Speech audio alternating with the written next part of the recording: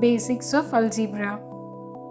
The terms whose variables and their exponents are the same are known as like terms. The addition and subtraction can only be performed on like terms. When it is mentioned as a, it is 1a, so a plus a is 2a.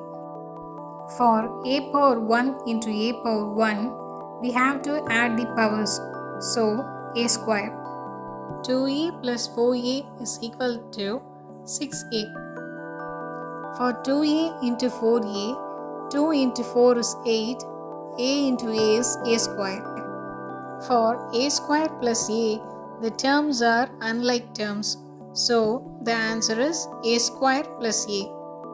For a square into a, adding the powers 2 plus 1, we get 3, so a power 3 is the answer. A square plus a square is equal to 2a square.